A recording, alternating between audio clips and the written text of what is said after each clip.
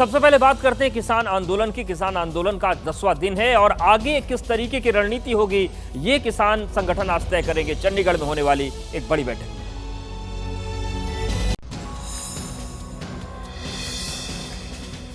किसान संगठनों की ओर से दिल्ली कूच को शुक्रवार यानी कल तक के लिए रोक दिया गया है, यानी कि कल तक पंजाब हरियाणा बॉर्डर पर शांति बनी रहेगी। लेकिन उसके बाद किसान क्या करेंगे इसको लेकर रणनीति बनाई जा रही है और उसी के तहत आज चंडीगढ़ में संयुक्त किसान मोर्चा की एक बड़ी बैठक होने जा रही है। इस बीच सरकार की ओर से किसानों को 5वें दौर की वार्ता के लिए आमंत्रित किया गया है। कृषि मंत्री ने कहा कि एमएसपी, क्रॉप डाइवर्सिफिकेशन, पराली और किसानों पर दर्ज केस समेत सभी मुद्दों पर बातचीत के लिए तैयार हैं। ऐसे में आज किसानों की बैठक में क्या फैसला होता है ये देखना होगा। जो हमने निर्णय लिया था कि लोगों को आगे नहीं जाने देंगे, लीडर आगे जाएंगे, आपने देखा भी हम आगे गए हैं और यहाँ की परिस्थितियां बिल्कुल कंट्रोल में। हमारे ऊपर भी शेलिंग की गई है, तो सरकार की नीयत सबके सामने है। किसान संगठनों के माध्यम से जो प्रतिक्रिया आई, हम उसे संज्ञान में लेते हुए पुनः 5वें दौर की बैठक वार्ता के लिए हम तैयार हैं। तो सरकार की ओर से किसानों को 5वें दौर की वार्ता के लिए प्रस्ताव दिया जा चुका है। अब किसान उसको मानते हैं या फिर नहीं मानते हैं, इसका इंतजार है। और क्या एक बार फिर टेबल सजेगी बातचीत के लिए या दिल्ली कूच के लिए संग्राम होगा? देखिए रिपोर्ट।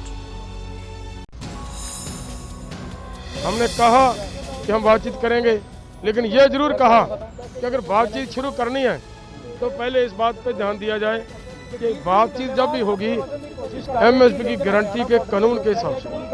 अगर हमारा एक बच्चा शहीद हो गया, ऐसे हालात में बैठक करना मुझे उचित नहीं लगा। मोदी की गारंटी जो है किसानों की आमदन को दोगुना करने के लिए लगातार इसके लिए हम प्रतिबद्ध भी हैं और सारे कदम उस दिशा में उठाए गए। ये हमारी सरकार ने की, हमारी प्रतिबद्धता है किसान के प्रति। हम पहले भी वार्ता के लिए राजी थे, आज भी हैं, आगे भी रहेंगे। हमें उसमें कोई दिक्कत नहीं, हमारे भाई हैं, अन्नदाता हैं। हम बोल रहे थे कि केंद्रीय मंत्री ट्वीट करे कि एमएसपी खरीद की गारंटी का कानून का मसला हल करने के लिए मीटिंग की जाएगी।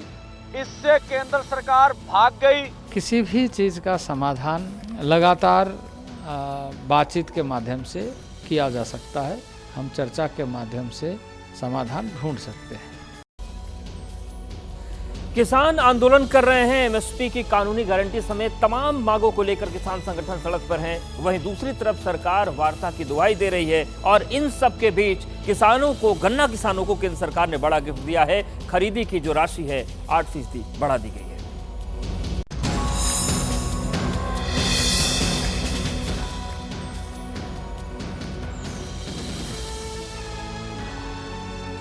आज किसानों के आंदोलन का 10वां दिन है और इस आंदोलन के बीच केंद्र सरकार की ओर से किसानों को बड़ी सौगात दी गई।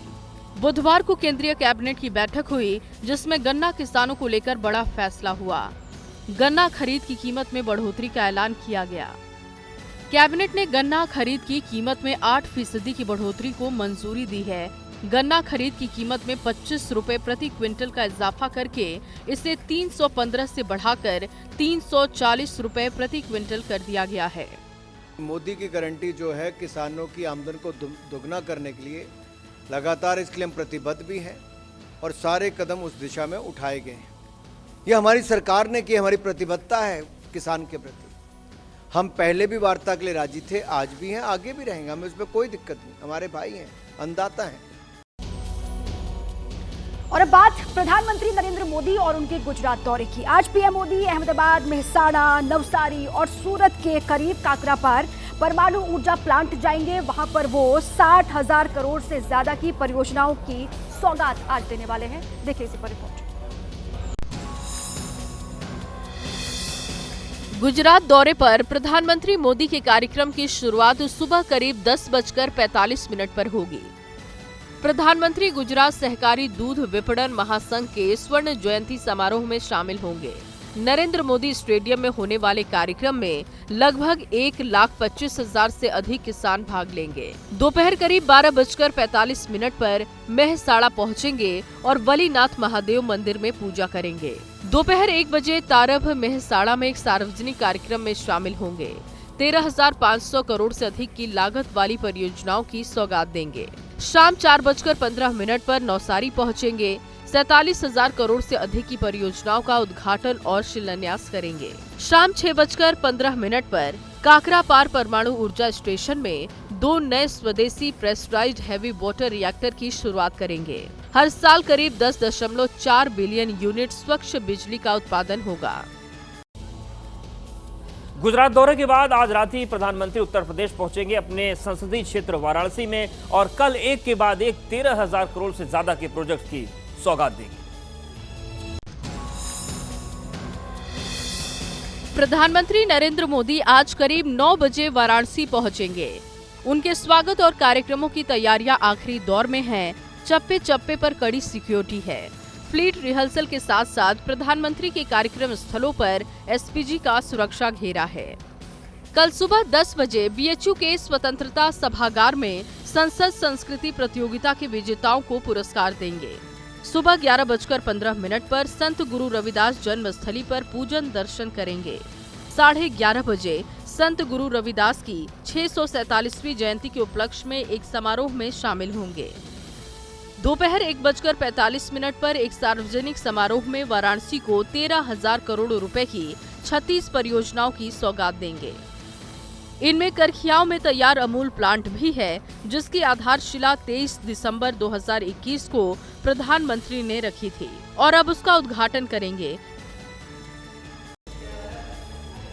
अब खबर पश्चिम बंगाल से है, जहां का संदेश खाली इन दिनों सवालों के घेरे में है। राजनीति का अखाड़ा बना हुआ है। प्रतिक्रियाओं का दौर भी लगातार चल रहा है। इस पूरे ही मामले को लेकर सियासी एक्शन और रिएक्शन भी इस पूरे ही मामले को लेकर हो रहा है और मानवाधिकार आयोग ने इस मामले पर सख्त रुख अख्तियार अब कर लिया है। कैसे दिखाते इस रिपोर्ट। पश्चिम बंगाल के संदेश खाली कांड पर राष्ट्रीय मानवाधिकार आयोग ने संज्ञान लिया है। आयोग ने जल्द ही एक टीम संदेश खाली भेजने का फैसला किया है। इसके साथ ही पश्चिम बंगाल के मुख्य सचिव और डीजीपी को नोटिस भेजकर पूरे मामले में 4 हफ्ते में पूरी रिपोर्ट भी मांग ली है। इस बीच बुधवार को डीजीपी राजीव कुमार ने संदेश खाली का दौरा किया और हालात का जायजा लिया। इस पूरे मामले पर राज्यपाल भी नजर बनाए हुए हैं। If they have started an investigation right honest, what's the result of the investigation? The culprit has to be arrested. There is no compromise on that. इस बीच संदेश खाली पर सियासी घमासान भी लगातार जारी है। किडनी रैकेट पूरा वहाँ पर एक्टिव था, बहुत सारे एलिगेशंस थे, लेकिन ममता जी गवर्नमेंट में आने के बाद अभी धीरे धीरे वो सब प्रॉब्लम सॉल्व हो जा रहा है। और आप क्या किया है ममता बनर्जी, कोशिश मत कीजिए संदेश खाली का जो इशू हुआ है इसको डाइवर्ट करने। इंडिया गठबंधन को संजीवनी मिल गई है। दरअसल उत्तर प्रदेश में समाजवादी पार्टी और कांग्रेस के गठबंधन पर मुहर लग गई है।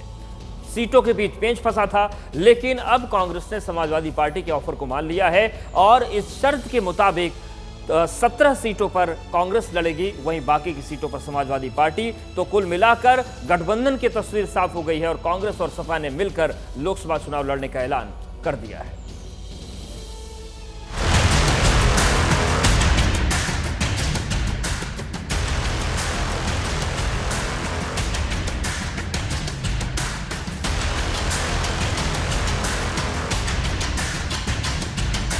अंत भला तो सब भला, अंत भला तो सब भला।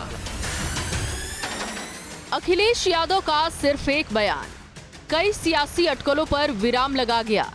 इंडिया गठबंधन को राहत दे गया, विवाद सुलझ गया। अंत भला तो सब भला, अंत भला तो सब भला, कोई विवाद नहीं है। अखिलेश यादव और राहुल गांधी यानी यूपी के 2 लड़कों के फिर साथ चलने का रास्ता खोल गया। यूपी में जिस इंडिया गठबंधन के खात्मे की बात कही जा रही है, उसमें नई जान आ गई है। समाजवादी पार्टी और कांग्रेस ने सीट को लेकर फंसे सारे पेच सुलझा लिए हैं और मिलकर लोकसभा चुनाव लड़ने का ऐलान कर दिया है। यूपी की 80 सीटों में से कांग्रेस 22 सीटें मांग रही थी, जबकि समाजवादी पार्टी 17 सीट देने पर अड़ी थी और आखिरकार कांग्रेस को 17 सीटों पर ही समझौता करना पड़ा। अगर एकाध बदलाव को छोड़ दे तो राजी भी उन्हीं सीटों पर होना पड़ा जो समाजवादी पार्टी ने ऑफर की थी। उत्तर प्रदेश में आपसी समन्वय से, चर्चा से यह निर्णय लिया गया है कि भारतीय राष्ट्रीय कांग्रेस 17 सीटों पर चुनाव लड़ेगी। पिछले चुनाव में महज 1 सीट वाली कांग्रेस के सुर में नरमी साफ दिखने लगी है और 5 सीट वाली समाजवादी पार्टी को बड़ा पार्टनर मान लिया है। यानी सीटों के बंटवारे में चली तो अखिलेश की ही। समाजवादी पार्टी ने, भारतीय राष्ट्रीय कांग्रेस ने तय किया है कि उत्तर प्रदेश की 80 लोकसभा सीटों में भारतीय राष्ट्रीय कांग्रेस 17 सीटों पर चुनाव लड़ेगी। समाजवादी पार्टी और कांग्रेस के बीच गठबंधन के ऐलान पर बीजेपी और एआईएमआईएम ने तंज कसे हैं। बीजेपी ने साफ कहा कि यूपी में कोई भी गठबंधन कर ले, जीतेगी तो बीजेपी ही। सपा बसपा कांग्रेस में भगदड़ की स्थिति है। अगर वो गठबंधन करके लड़ते हैं तो अलग अलग लड़ते हैं तो भाजपा की सेहत पे कोई असर नहीं पड़ता है। भारतीय जनता पार्टी उनको धूल चटाएगी, कमल का फूल खिलाएगी। 2014 का चुनाव हारा बीजेपी के खिलाफ, 2017 का चुनाव हारा, 2019 का लोकसभा का चुनाव हारा, फिर 2022 का चुनाव हारे। और इन 4 चुनावों में खास तौर से जो पिछला विधानसभा का चुनाव हुआ, समाजवादी पार्टी की तारीख में, इनकी हिस्ट्री में इतना मुस्लिम वोट उनको कभी नहीं मिला। ओवैसी को गाली देते हैं, एमआईएम को क्या क्या गालियों से नवाजते हैं, फिर भी बीजेपी को नहीं हरा पाते हैं। बीजेपी या ओवैसी कुछ भी कहें, लेकिन खबर ये दुरुस्त है कि समाजवादी पार्टी और कांग्रेस में सीट संख्या और कुछ खास सीटों को लेकर पेच फंसा था, जो सुलझा लिया गया है। यानी कांग्रेस ने आखिरकार समाजवादी पार्टी के 17 सीटों का ऑफर मंजूर कर लिया है। अवध क्षेत्र में कांग्रेस 5 सीटों पर लड़ेगी। इसमें रायबरेली और अमेठी भी शामिल है, जो कांग्रेस की पारंपरिक सीटें हैं। इसके अलावा कानपुर, सीतापुर और बाराबंकी सीटें भी कांग्रेस के खाते में आ गई हैं। पूर्वांचल में भी कांग्रेस 5 सीटों पर अपने उम्मीदवार उतारेगी। इनमें वाराणसी, प्रयागराज, देवरिया, महाराजगंज और बांसगांव की सीटें शामिल हैं। पश्चिम में कांग्रेस सबसे ज्यादा 6 सीटों पर चुनाव लड़ेगी। इनमें से 5 सीटों पर पिछली बार बीजेपी ने जीत हासिल की थी। समाजवादी पार्टी ने कांग्रेस को जो सीट दी है उसमें गाजियाबाद, सहारनपुर, बुलंदशहर, अमरोहा, मथुरा और फतेहपुर सीकरी है। बुंदेलखंड में कांग्रेस सिर्फ झांसी सीट पर चुनाव लड़ेगी। ये वो 17 सीटें हैं जिन पर सहमति बनने में 2 महीने से भी ज्यादा का वक्त लग गया और एक वक्त तो ऐसा भी लगने लगा कि शायद गठबंधन टूट जाए। लेकिन प्रियंका गांधी ने अखिलेश यादव को फोन किया। दोनों के बीच कुछ सीटों को लेकर फंसे पेच को सुलझाने पर बात हुई। प्रियंका ने बुलंदशहर और हाथरस सीट पर चुनाव न लड़ने की बात बताई, श्रावस्ती और वाराणसी सीट की मांग की, साथ ही मुरादाबाद सीट पर भी दावा छोड़ने की बात कही, जिसके बाद बीच का रास्ता निकला और बात बन गई। प्रियंका से बातचीत के बाद अखिलेश यादव मुरादाबाद पहुंचे, जहां उन्होंने ये साफ कर दिया कि यूपी में इंडिया गठबंधन साथ है और ये भी कि मुरादाबाद सीट उनके ही पास है। जहां मुरादाबाद है वहीं मुरादाबाद रहेगा। सीट शेयरिंग में कोई बात नहीं है। जो बातचीत होनी थी वो बातचीत हो चुकी है पूरी और गठबंधन होगा। 17 सीटें लेकर कांग्रेस साथ चुनाव लड़ने के लिए तैयार हो गई है। हालांकि अखिलेश ने कांग्रेस को जो 17 सीटें दी हैं, उसके पीछे भी अपनी हार जीत का पूरा ध्यान रखा है। समाजवादी पार्टी ने कांग्रेस को वही सीटें ऑफर की हैं जहां उसकी स्थिति कमजोर है। 17 में से 7 सीटें ऐसी हैं जिन्हें समाजवादी पार्टी अपने 32 साल के इतिहास में आज तक नहीं जीत सकी। इसके अलावा दूसरी 7 सीटें ऐसी हैं जहां समाजवादी पार्टी सिर्फ 1 बार जीती है और 3 सीट पर सिर्फ 2-2 बार जीती। इन सीटों पर कांग्रेस का ट्रैक रिकॉर्ड बहुत अच्छा नहीं है। अब इसे कांग्रेस की मजबूरी कहें या गठबंधन धर्म निभाने की जिम्मेदारी, जिसने सब कुछ समझते हुए अखिलेश का ऑफर मंजूर कर लिया। उत्तर प्रदेश में कांग्रेस ने गठबंधन तो बचा लिया है, लेकिन जब चुनावी मैदान में उतरेगी तो क्या साख बचा पाएगी, ये बड़ा सवाल है। Bureau report, ABP news. Uttar Pradesh की सियासत में राजा भैया फिर से सुर्खियों में आ गए हैं। महज 2 विधायकों वाली पार्टी के नेता रघुराज प्रताप सिंह उर्फ राजा भैया को अपने पाले में लाने के लिए भारतीय जनता पार्टी और समाजवादी पार्टी दोनों की तोड़ कोशिशों में लगे हुए हैं। मसला राज्यसभा की फंसी हुई एक सीट से जुड़ा हुआ है, लेकिन राजा भैया समर्थन देने के एवज में लोकसभा चुनाव के लिए बार्गेनिंग में जुट गए हैं। देखिए रिपोर्ट।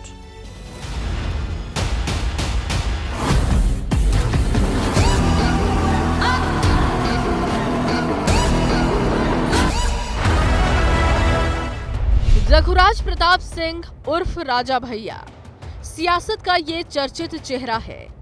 यूपी की सियासत में इनकी अलग ही साख रही है।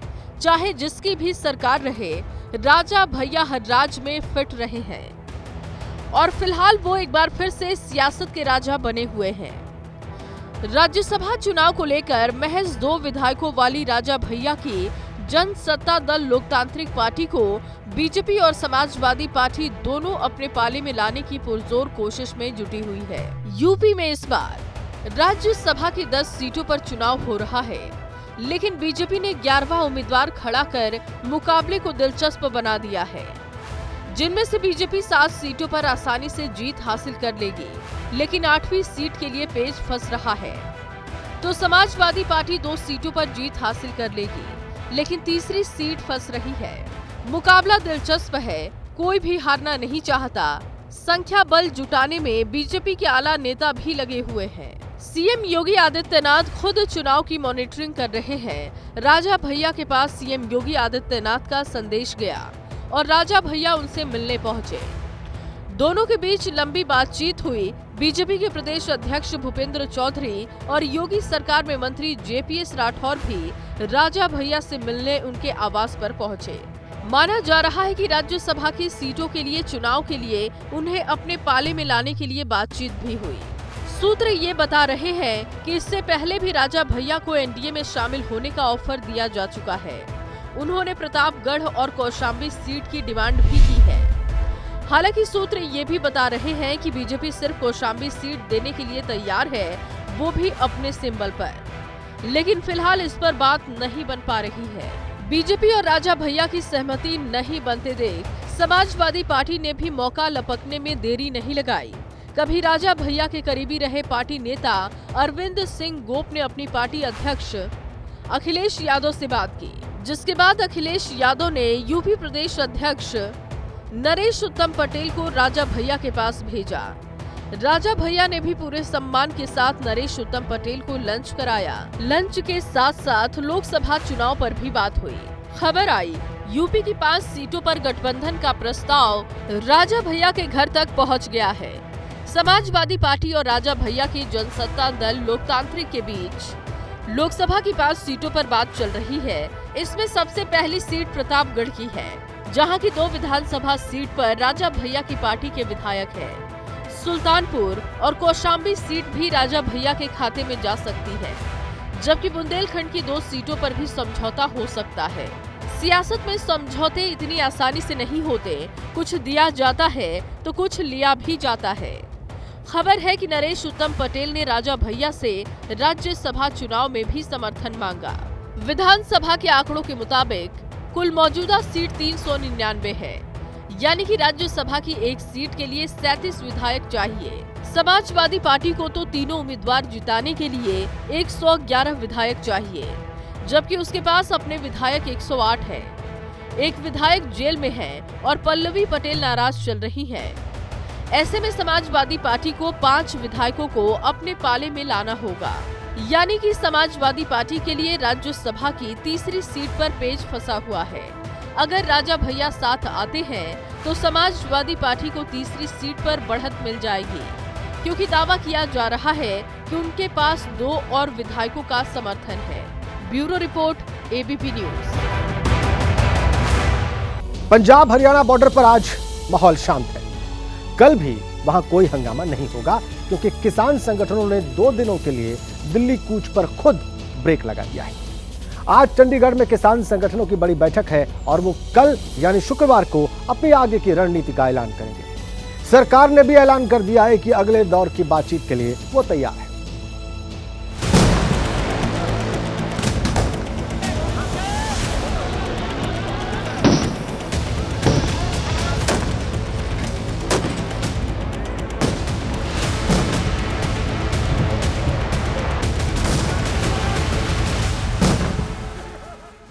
किसानों ने दिल्ली कूच को 2 दिनों के लिए रोक दिया है, यानी कि अब आज और कल पंजाब हरियाणा बॉर्डर पर शांति बनी रहेगी। किसान संगठनों की एक बड़ी बैठक आज चंडीगढ़ में होने जा रही है। बैठक आगे भी जारी रहेगी और शुक्रवार शाम को किसान अपनी आगे की रणनीति का ऐलान करेंगे। किसान नेता बार बार दोहरा रहे हैं कि सरकार उनकी मांगों को लेकर गंभीर नहीं है। केंद्र सरकार की एमएसपी खरीद की गारंटी का कानून बनाने वाली बात के से पीछे भाग रही है। वहीं सरकार का कहना है कि वो बातचीत के लिए हमेशा तैयार हैं। सरकार ने 5वें दौर की बातचीत का ऑफर भी दिया है। सरकार कह रही है कि कोई भी मसला हो उसका समाधान बातचीत के जरिए ही हो सकता है। किसी भी चीज़ का समाधान लगातार बातचीत के माध्यम से किया जा सकता है और हम हमेशा इस बात के पक्षधर हैं। हम चर्चा के माध्यम से समाधान ढूंढ सकते हैं। दिल्ली कूच के लिए पंजाब के ही किसान बॉर्डर पर जमे हुए हैं। ऐसे में वहां की सरकार गेंद केंद्र के ही पाले में कर रही है। हालांकि वो मसले के समाधान के लिए बातचीत का सिलसिला बनाए रखने के पक्ष में है।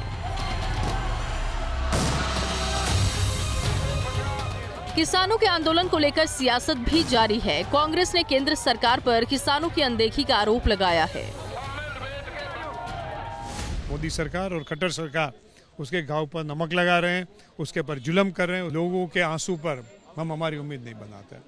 लोगों के आंसू हैं तो उसके साथ जो राहुल जी कहते हैं मोहब्बत की दुकान चलाना है। राहुल जी ने वो भी घोषणा कर दी कि एमएसपी का कानून बना देंगे। सियासी उठापटक और बातचीत की पहल का दौर अपनी जगह, लेकिन किसानों ने 2 दिन तक दिल्ली कूच को टालने का जो फैसला किया है वो राहत भरी खबर है। लेकिन 21 फरवरी को सुबह जो दिखा वो बेहद चिंताजनक था।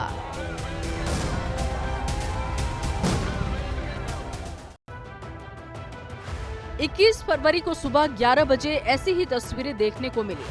पंजाब हरियाणा सीमा के शंभू बॉर्डर और खनौरी बॉर्डर पर हजारों किसान जमा थे। दिल्ली की तरफ बढ़ने की कोशिश कर रहे किसानों को रोकने के लिए हरियाणा और पंजाब की दोनों सीमा पर पुलिस ने फिर आंसू गैस के गोलों की बारिश की। खनौरी बॉर्डर पर पुलिस की तरफ से आंसू गैस छोड़ने के बाद किसानों में अफरा तफरी दिखी। हर गुजरते वक्त के साथ खनौरी बॉर्डर पर स्थिति बेहद तनावपूर्ण दिखी।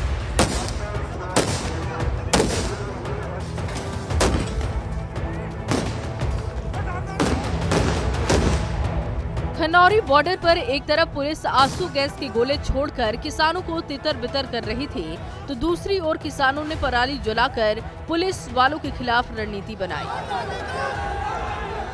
हरियाणा के अंबाला को पंजाब से जोड़ने वाले शंभू बॉर्डर पर स्थिति ज्यादा खराब दिखी। पुलिस ने रुक रुक कर आंसू गैस के गोले दागे। पुलिस की तरफ से हुई आंसू गैस के गोलों की बारिश से बचने के लिए किसानों ने पहले से इंतजाम कर रखा था, लेकिन आंसू गैस के गोले इतनी तादाद में छोड़े गए कि उनसे पार पाना इतना आसान नहीं था। इस आंदोलन को बीकेयू ने भी समर्थन देने का ऐलान कर दिया है। हालांकि वो दिल्ली कूच नहीं कर रहा है, लेकिन उसने यूपी, उत्तराखंड, पंजाब और हरियाणा में कलेक्ट्रेट का घेराव किया। मेरठ में लाव लश्कर के साथ कलेक्ट्रेट घेराव करने पहुंचे भारतीय किसान यूनियन के राकेश टिकैत ने सरकार को ललकारा।